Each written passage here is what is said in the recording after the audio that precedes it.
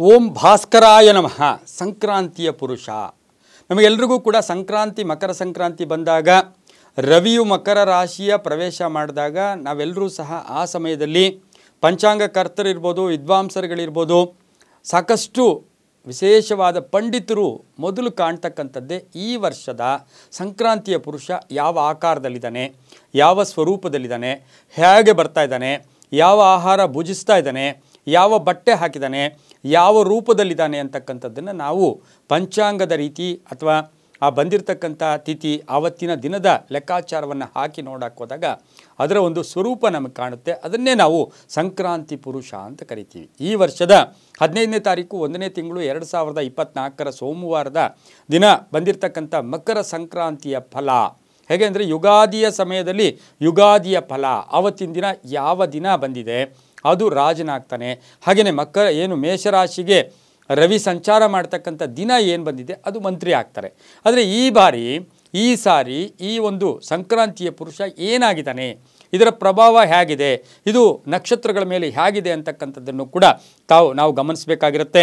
ಇಂದು ಭಾನುವಾರ ರಾತ್ರಿ 14ನೇ ತಾರೀಕು ರಾತ್ರಿ 2:43 ರವಿಯು ಮಕರ ರಾಶಿಗೆ ಪ್ರವೇಶ ಮಾಡ್ತಾ ಇರತಕ್ಕಂಥ ಈ ಸಂದರ್ಭದಲ್ಲಿ ಸಂಕ್ರಾಂತಿ ಪುರುಷನ ಸ್ವರೂಪ ಹೇಗಿರುತ್ತೆ, ಆ ಸೋಮವಾರ ಬೆಳಗಿನ ಜಾವ ಹೇಗಿರುತ್ತೆ ಅಂದರೆ, ವೃದ್ಧಾಪ್ಯ ವಯೋಮಾನದ ಒಂದು ಮಹೋದರಿ, ವೃದ್ಧಾಪ್ಯ ವಯಸ್ಸಲ್ಲಿ ಇನ್ನೇನು ವೃದ್ಧಾಪ್ಯ ಬಂದಿರತಕ್ಕಂಥ ಒಂದು ಹೆಂಗಸ್ಸು, ಅದರ ಹೆಸರು ಸಂಕ್ರಾಂತಿ ದೇವಿ ಅಂತ ನಾವು ಕರಿತೀವಿ. ಆಕೆ ಏನು ಮಾಡ್ಕೊಂಡಿದ್ದಾಳೆ, ಶರೀರಕ್ಕೆ ಅರಿಶಿನ ಲೇಪನ ಮಾಡ್ಕೊಂಡಿದ್ದಾಳೆ.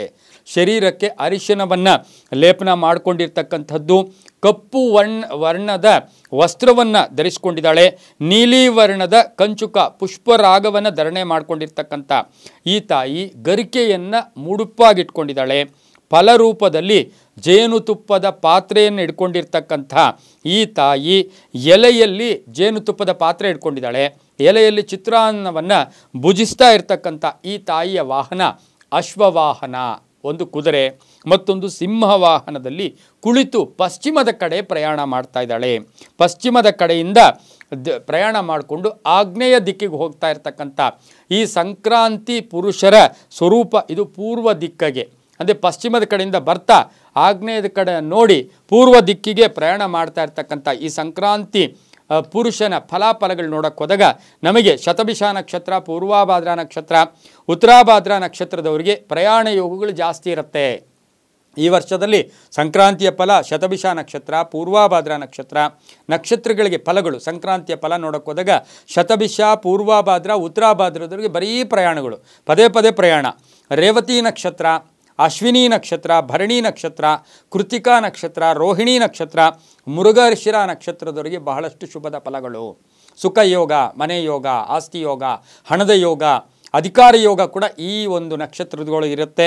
ಆರಿದ್ರ ನಕ್ಷತ್ರ, ಪುನರ್ವಸು ನಕ್ಷತ್ರ, ಪುಷ್ಯ ನಕ್ಷತ್ರದವರಿಗೆ ಸ್ವಲ್ಪ ಕಂಟಕಗಳಿರ್ತಕ್ಕಂಥದ್ದು ಕೂಡ ಆಗಿದೆ. ಆರಿದ್ರ ನಕ್ಷತ್ರ, ಪುನರ್ವಸು ನಕ್ಷತ್ರ, ಪುಷ್ಯ ನಕ್ಷತ್ರ.